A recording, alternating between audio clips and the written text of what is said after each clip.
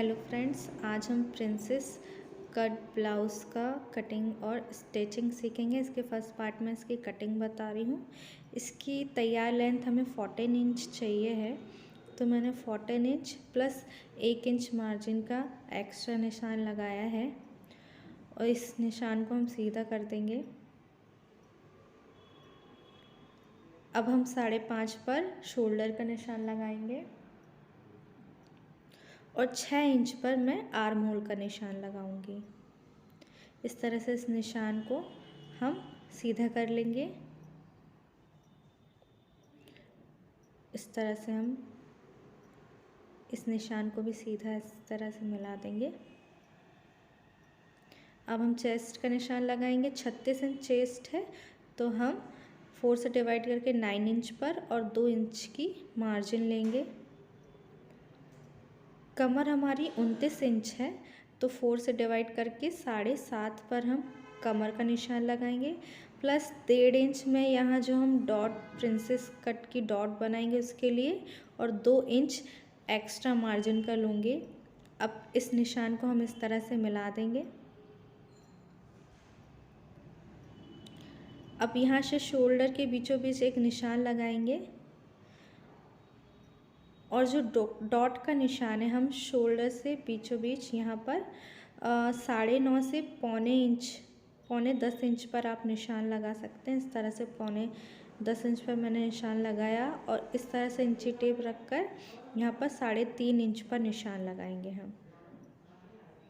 अब इस तरह से इस डॉट को और इस डॉट को हम मिला देंगे ताकि प्रिंसेस कट का लुक आ जाए। अब शोल्डर से 1.5 इंच ऊपर पर एक निशान लगाएंगे और अब इस निशान को इस निशान से मिला देंगे।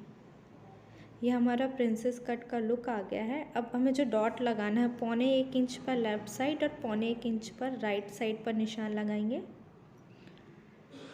और अब हमने जो पौने 10 इंच पर डॉट लगाई थी, इन दोनों डॉट को इस निशान से इस तरह मिला देंगे।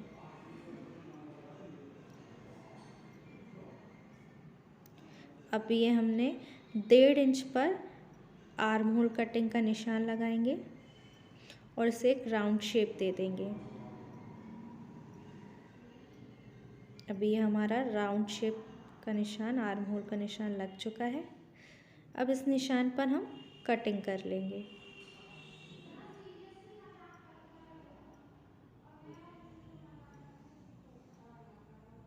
अब हमें इसे कट कर लेना है।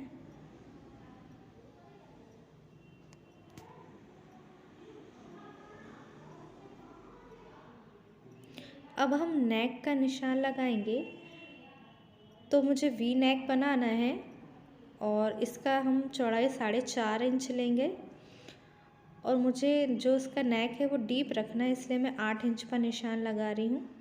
अब इन दोनों डॉट्स को ऐसे वी शेप में स्केल को रखते हुए हम इसे मिला लेंगे इस तरह से। अब इस निशान को हम एक वी शेप में नेक का निशान लगा लेंगे। अब हम इसे कट कर लेंगे। सारे पार्ट्स को हम कट कर अलग कर लेंगे।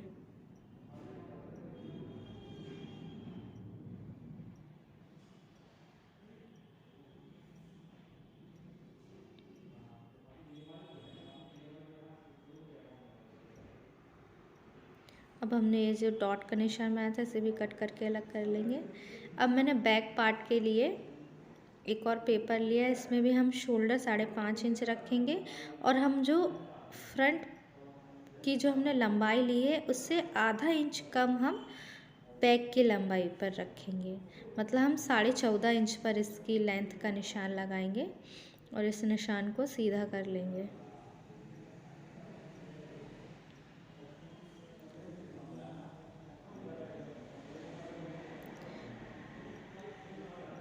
अब हम आर्म होल का निशान सेम 6 इंच पर लगाएंगे और इन दोनों निशानों को इस तरह से मिला देंगे। आर्म होल का निशान हमको बिल्कुल फर्स्ट जो फ्रंट काटा है हमने उसके हिसाब से रखना है।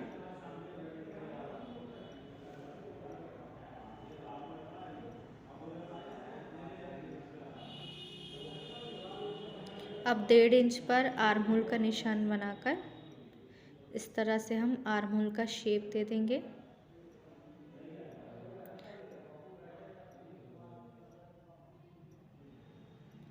अब चेस्ट का निशान हम 9 इंच पर रखेंगे, 2 इंच एक्स्ट्रा मार्जिन कर लेंगे और इस कमर के तरफ भी हम सेम 7.5 इंच पर कमर का निशान लगाएंगे, लेकिन जो डॉट हमने वहाँ पर 1.5 इंच की ली थी फ्रंट में, यहाँ हम 1 इंच का लेंगे और 2 इंच हमारा एक्स्ट्रा मार्जिन कराएगा। अब इन निशान को हम इस तरह से मिला देंगे। अब हम इसे कट कर लेंगे।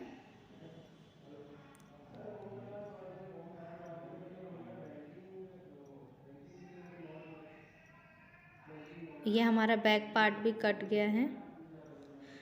अब हम जो हमने कटा हुआ है उस पर इस तरह से हम जो कॉटन फैब्रिक है अस्तर के लिए लाइनिंग के लिए लिया है उस पर सारे पार्ट्स को इस तरह से जमा देंगे। इस तरह से हम सारे पार्ट्स को जमा देंगे अस्तर पर।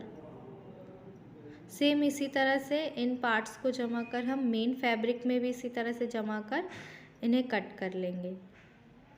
तो अभी मैं आपको अस्तर पर जमा कर बता रही हूँ। इस तरह से आप अपने हिसाब से इन सारे पार्ट्स को कॉटन के फैब्रिक में जो हमारा लाइनिंग फैब्रिक है उस पे जमा कर इन्हें कट कर लेंगे। हमारे सारे पार्ट्स जम चुके हैं, अब हम इन्हें कट करेंगे।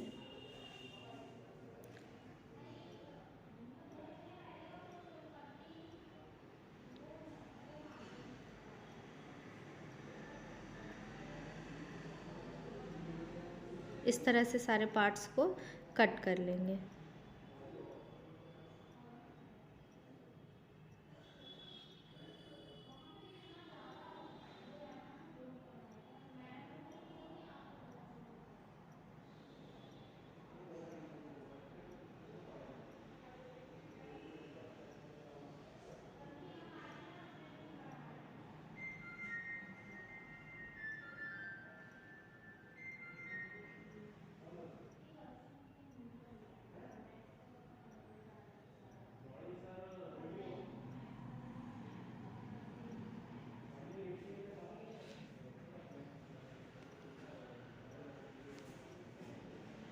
इस तरह से हमने अस्तर पर सारे पार्ट्स को कट कर लिया है। अब हम स्लीव्स का निशान लगाएंगे। स्लीव्स मुझे तैयार चाहिए 13.5 इंच, तो मैं यहाँ 14 से 14.5 इंच पर निशान लगा रही हूँ और 2 इंच ये मोहरी का एक्स्ट्रा ले रही हूँ।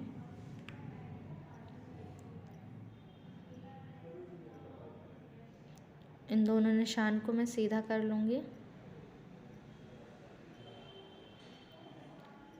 इसकी चौड़ाई मैंने 14 इंच ली है क्योंकि अभी बीच में हमें इसमें पफ बनाना है, इसलिए हम एक्स्ट्रा फैब्रिक ले रहे हैं इसमें।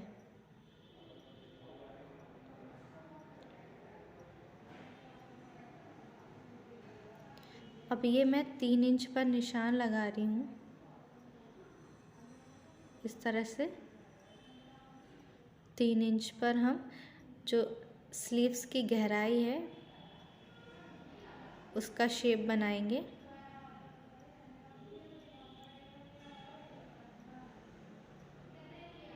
इस तरह से इसे काट लेंगे।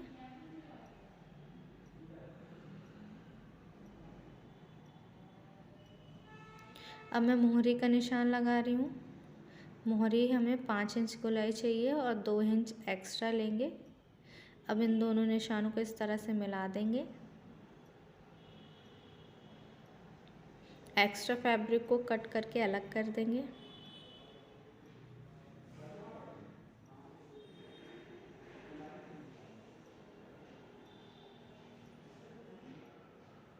हमारी स्लीव्स कट हो गई है।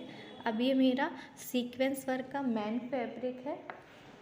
इस फैब्रिक को इस तरह से जमा कर, जिस तरह से हमने पेपर पर जो लाइनिंग का था जमा कर कपड़ा कट किया था, उसी तरह से हम मेन फैब्रिक पर इस लाइनिंग के कपड़े को जमा देंगे।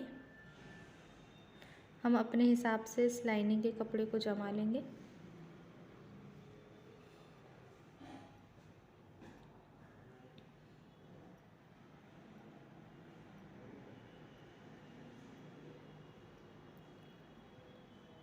सारे पार्ट्स को एक एक करके हम जमा कर लेंगे।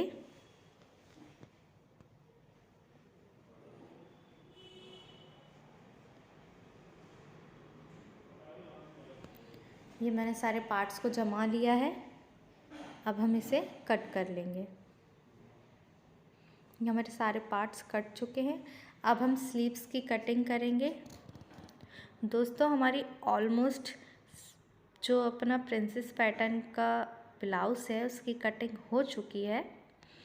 इसका जो स्टिचिंग का पार्ट है मैं उसको सेकेंड पार्ट पर बताऊंगी। आप अगर आपको मेरा वीडियो अच्छा लगा हो तो इसे लाइक करें और ईशा क्रिएशन चैनल को सब्सक्राइब करें। Thank you.